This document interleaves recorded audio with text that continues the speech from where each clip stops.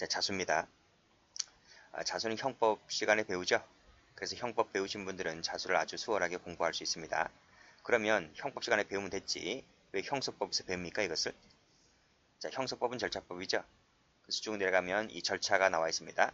절차를 배우기 위해서 형소법이 규정되어 있는 것이고 그 배우기 전에 형법에서 자수가 뭔지를 좀 보고 보도록 합니다. 일단 형법 조문을 보면요. 죄를 지은 후 그랬습니다. 이 죄라고 하는 것은 뭐 친고죄다, 반의사불벌죄다 라고 명시하고 있지 않죠? 그래서 이 죄라고 하는 것은 모든 죄를 말합니다. 자, 수사기관에 자수를 하는 것이죠. 그래서 CF 하시고 법원에 하는 자수는 자수가 아닙니다. 그리고 자수하면 일정한 혜택을 주는데 감경 면제할 수 있다 밑줄 짜 것이고 자, 할 수 있다로 되어 있습니다. 우리가 이것을 임의적이라 부르죠. 그리고 감경할 때 감, 면제할 때 면, 앞글자 따서 감면입니다. 이거 외워두셔야 돼요. 형법 처음 공부하신 분들은 이거 잘 안 외우실 거예요. 할 수 있답니다. 한다면 틀리고 감면입니다. 감면. 면제 빠지면 틀립니다. 임의적 감경하면 틀려요.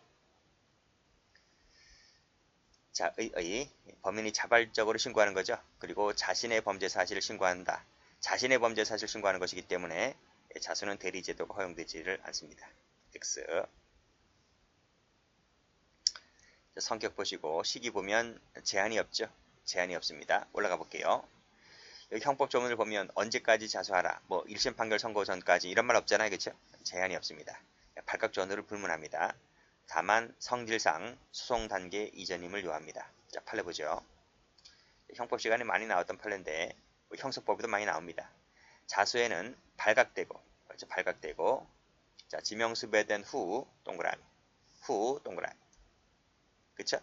자진 출두한 것도 자수라고 본다 이 뜻이죠. 그래서 모르시는 분들은 여기다 색깔 아는 분들은 색깔 칠하지 마시고 자, 됐습니다. 자, 제가 형법 시간에 그리는 그림인데 자, 여기가 범행시죠. 그 다음 발각시 그 다음 체포시 그 다음 재판시죠. 자수는 여기서부터 그렇죠? 범죄를 저질렀을 때부터 언제까지? 이때까지 내가 체포당할 때까지 그때 자수하면 됩니다. 그러면 자수 효과를 부여합니다. 그래서 의무적 감면해 주는 거죠. 발각시가 아니다. 는 것이고 그 이유는 제가 형법 시간에 설명하는데 굳이 여기서까지 설명할 필요는 없다고 봅니다. 자, 언제까지? 체포될 때까지 자수하라. 그럼 효과 주겠다. 는 거죠. 자, 됐고. 자, 절차입니다.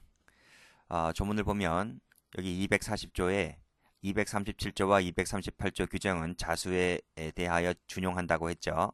그래서 그 조문을 올라가 보면 고소고발입니다. 그래서 고소고발의 방식이 자수에도 준용이 되는데 조문을 읽을 때는 이렇게 읽으시면 됩니다. 고소고발을 자수로 바꾸면 돼요. 그래서 자수는 서면 또는 구술로서 검사나 경찰에게 하면 되고요.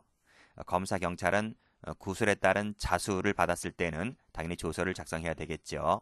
그리고 사법경찰관이 자수를 받았을 때는 신속히 조사해서 관계 서류와 증거물을 검사에게 송부하면 됩니다.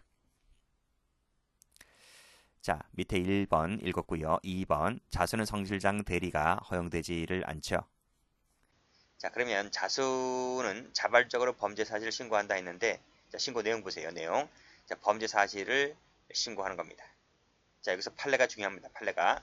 자, 판례 보세요. 자수를 위하여는 범인이 자신의 범행으로서 자, 보세요. 자, 범죄 성립 요건을 갖춘 객관적 사실이다. 이게 한마디로 뭐예요? 형법 배우신 분들. 범죄 성립 요건을 갖춘 객관적 사실을 뭐라 불러요? 한마디로. 객관적 구성 요건 요소다. 그쵸? 아니, 구성 요건 중에서 객관적 구성 요건이 있고 주관적 구성 요건이 있잖아요. 그치? 우리가 어떤 범죄 행위를 할 때 A가 객관적 구성 요건 요소를 인식하고 범죄 행위를 하는 거잖아요. 즉 주체, 객체, 행위, 결과 등을 인식하고 하는 거잖아요. 그걸 말하는 거예요. 여기 객관적 친절하게 객관적이라고 써줬잖아요. 이게 바로 뭐다? 이게 바로 범죄 사실이다 이런 말이에요. 그 정도면 되는 거고. 그리고 나머지는 내가 자수를 했다면 나머지는 다 누구한테 맡긴다? 나머지는 다 경찰에게 맡기는 거예요. 무슨 말인지 아시죠? 자, 그 밑에 법적으로 그 요건을 완전히 갖춘 범죄 행위라고 인식할 필요가 있어요? 그게 필요 없단 말이에요. 그러면 여기서 말하는 그 요건을 완전히 갖췄다는 말이 무슨 말이에요, 이게? 그게 바로 범죄 성립 요건이 세 가지잖아요. 구성요건 해당성, 위법성, 책임을 말하는 거야. 이 세 가지를 완전히 인식할 필요는 없다. 나는 뭐다? 나는 여기 객관적 구성요건 요소만 인식하면 된다. 그치? 봐봐요. 내가 부부끼리 싸움을 하다가 남편을 칼로 찔러 죽였단 말이에요. 그래서 막 불불불 떨어요. 그리고 정신을 차리고 나서 경찰서에 가서 자수해요. 어떻게 오셨습니까? 저기요, 제가요, 남편이랑 싸움하다가요, 남편을 칼로 찔러 죽였어요. 그게 자수란 말이에요. 그러면 경찰이 수사하겠지. 수사해서 왜 찔러 죽였고 그걸 다 물어볼 거 아닙니까? 그렇죠? 그래서 근데 가만히 보니까 남편을 찔러 죽인 이유가 남편이 나를 먼저 때렸단 말이에요. 심하게. 결국은 그게 정당방위가 되는 거잖아요. 그러니까 여기서 말하는 이 자수라고 하는 것은 이 여성이 와서 내가 칼로 찔러 죽였다. 정당방위, 근데 뭐 정당방위가 아니고 정당방위 주장하면 안 되고 책임조각사에 주장하면 안 되고 그걸 말하는 게 아니라 나는 그냥 칼로 찔렀다 라고 하는 이 객관적 구성요건 요소만 신고하면 되는 거예요. 여기서 위법성, 내가 뭐 정당방위로 찔렀다, 심신미약자다 이런 거 그래서 나는 용서받아야 한다 이렇게 주장할 필요는 없는 것이고 나는 그냥 객관적 구성요건 요소만 자수하면 되는 것이지 위법성 조각사, 이 책임 조각사 이것이 있다 없다라고 하는 것은 수사 과정에서 다 밝혀지고 이 사람이 결국은 무죄로 풀려날 수도 있는 거예요. 그렇기 때문에 이런 거 완전히 갖춘 즉 위법성도 있어야 되고 책임도 있어야 되고 이런 자만이 자수하는 게 아닙니다. 이런 자만이 자수하는 게 아니라 정당방위 요건을 갖춘 자도 책임 조각 사유를 갖춘 자도 자수가 가능한 거예요. 아시겠죠? 그렇게 정리해 두시면 돼요. 그래서 마지막 잘 봐두세요. 마지막 완전히 갖춘 범죄 행위를 인식해야 된다. 그럼 틀려요. 시험 내기 좋죠? 자, 정리를 잘 해두시고 요종 객관적 구성요건 요소를 인식하면 된다. 요것을 자수하면 된다. 요것을 자수하면 된다. 잘 기억을 해두세요. 효과는 임의적이라 그랬습니다. 임의적 동그라미. 임의적 감면이라 그랬죠? 자, 원심 즉 재판부가 자수감경을 안 합니다. 자수감경을 안 합니다. 또는 자수감경 주장에 대하여 판단을 안 합니다. 그래도 위법이 아닌 겁니다. 왜? 임의적이니까.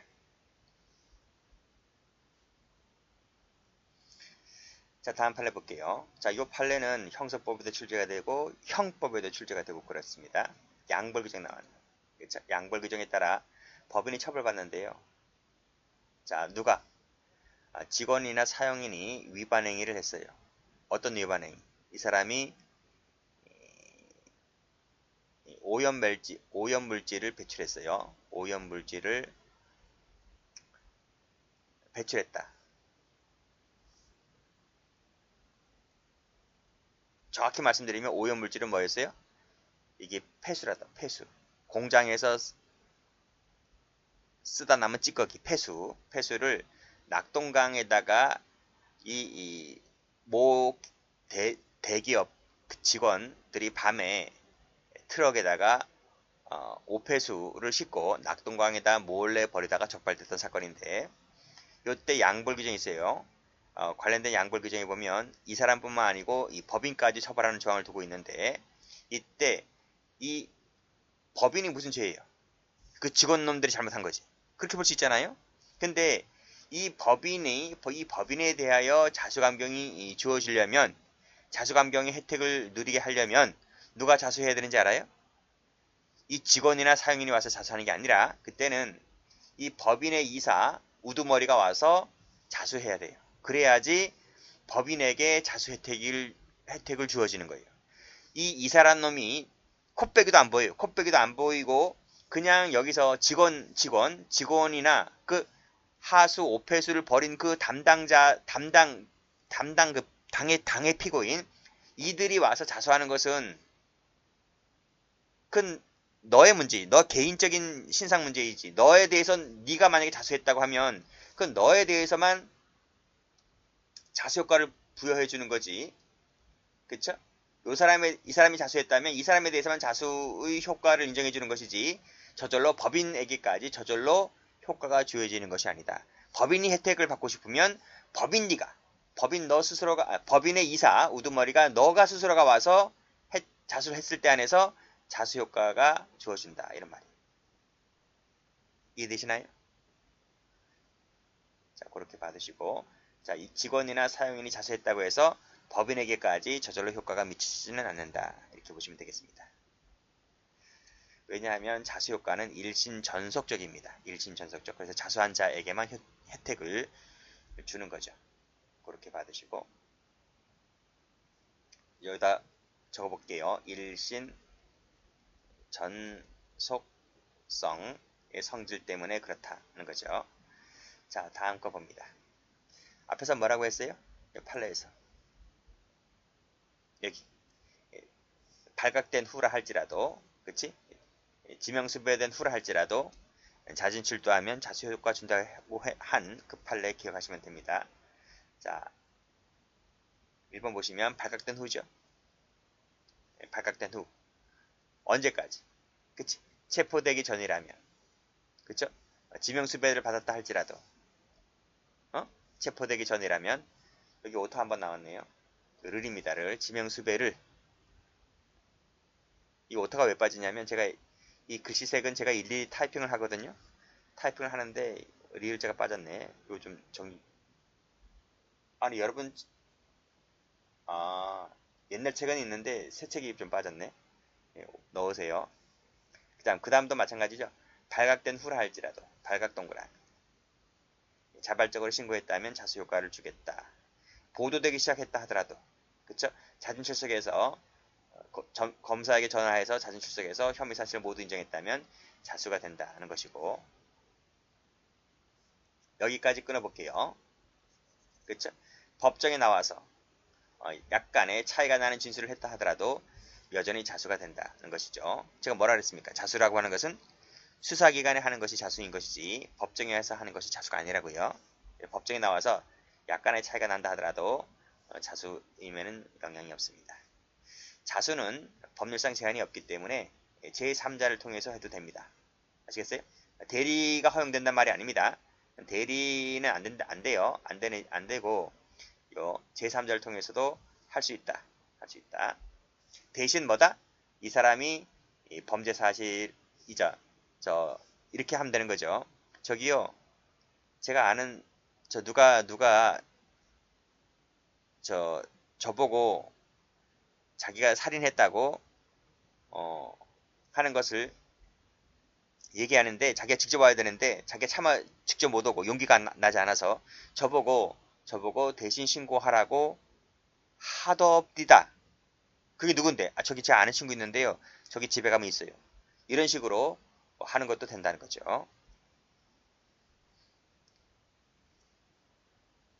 물론 그 부분을 말할 때는 범죄 사실을 신고해야 되는 거예요. 범죄 사실.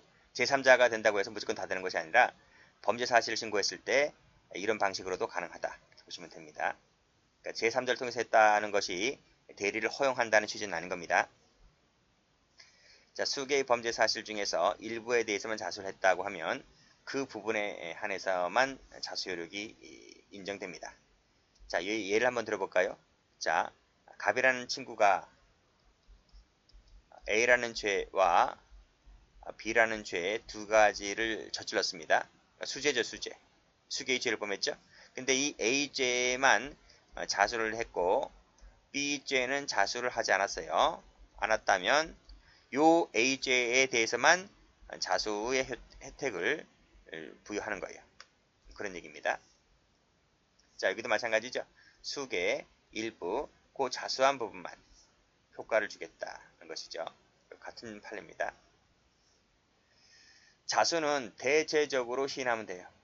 시시콜콜하게 세부적으로 뭐 할 필요는 없는 것이고 그런 것은 경찰이 밝혀내기 때문에 약간의 차이가 있다 하더라도 괜찮아요. 자, 자수가 성립을 했다면 확정적 효과가 발생합니다. 확정적이다. 빠꾸 후진 안 돼요. 확정적이다. 나중에 번복했다 하더라도, 나중에 부인했다 하더라도 자수 효력이 소멸되는 것이 아니다 하는 판입니다. 됐고, 색깔 칠해볼까요? 여기 색깔, 여기 색깔. 나머지는 됐지. 여기도 똑같아요. 여기도 효력이 발생했죠. 그치? 효력이 발생했다면 확정적이야. 확정적. 나중에 일부 부인했다 손치더라도 소멸되는 것이 아니다 하는 판입니다. 자, 자수가 안 되는 판 해볼까요? 자수는 자발적으로 해야 된다 그랬어요. 추궁하는 것은 자발성이 없어서 자수가 아닌 거고, 질문에 응해서 사실 진술하는 것도 자발성이 결여되었기 때문에 이런 것들은 자수가 되지를 않습니다. 이건 왜 안 될까요? 이거는 자수 의사를 전달해 달라. 자수 의사를 전달해 달라고 하는 것은 자수가 아닌 거예요. 왜? 자수라고 하는 것은 범죄 사실을 신고하는 거라 했잖아. 그렇죠? 이것은 범죄 사실 신고가 아니기 때문에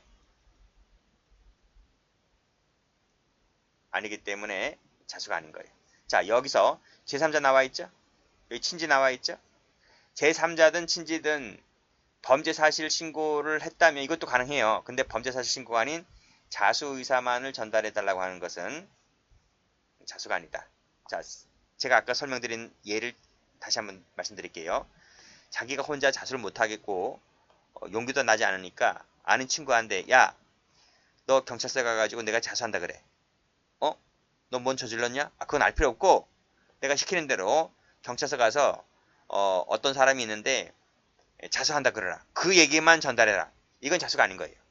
이 자수 의사를 대신 전달해달라고 하는 것은 자수가 아니다. 자수라고 하는 것은 범죄 사실. 저 사람이 살인했다. 저 사람이 강간했다고 하는데 한번 가보세요. 이거는 되는 거지.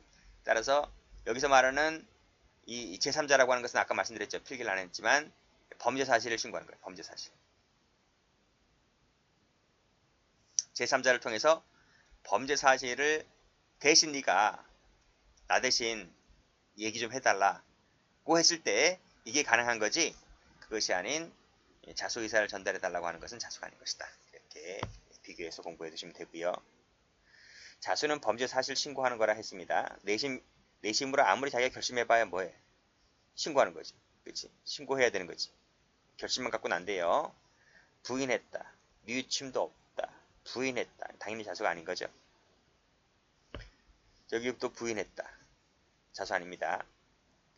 자수가 성립 안 했다면 나중에 이 친구가 수사 과정에서 재판 과정에서 시인했다 손치더라도 자수가 되지는 않는다. 자수가 성립해야 된다니까. 자수가 성립해야 된다. 성립하지 않았다면 뭐 후에 이렇게 돼도 안 됩니다. 여기도 부인했다 나오죠? 그렇죠?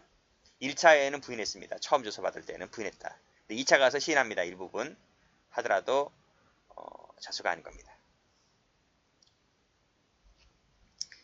자, 10번 가보죠. 자, 뇌물수수는 이때 이제 이 친구가 실질적으로 받은 돈이 5천만 원이었습니다. 자발적으로 신고한 부분은 3천만 원 신고했습니다. 이 불일치하는 거죠. 그렇지? 내가 뇌물 받은 것과 신고한 액수가 틀려요. 틀리다. 이건 자수가 아닌 거야. 여기 보시게 되면 자수가 성립을 해야 한다는 말은 내가 실제로 받은 것과 신고한 액수가 같아야 돼. 그래야지 밑에 법조문과 법정형이 같아지는 거야. 근데 내가 받은 것과 신고한 액수가 달라지니까 법조문도 달라지고 법정형도 달라지는 거야. 이건 자수가 아닌 거죠. 아시겠죠? 왜 이 친구는 5천만 원이 아닌 3천만 원 신고했을까? 뇌물죄는요. 5천만 원이 넘어버리면 특가법이 적용돼. 특가법. 3천이구나. 3천부터가 특가법인데 5천이 넘어버리면 실형받아야 돼. 실형. 집행유예 못 나와요. 그래서 5천을 받았냐 안 받았냐가 큰 거야. 어쨌든 법조문이 달라집니다. 형량, 법조문에 1항이 적용되냐 2항이 적용되냐 그 차이거든. 근데 그 차이가 엄청나게 크단 말이에요. 이것은 자수라고 볼 수가 없다는 중요한 판례입니다. 이 색깔 칠하시고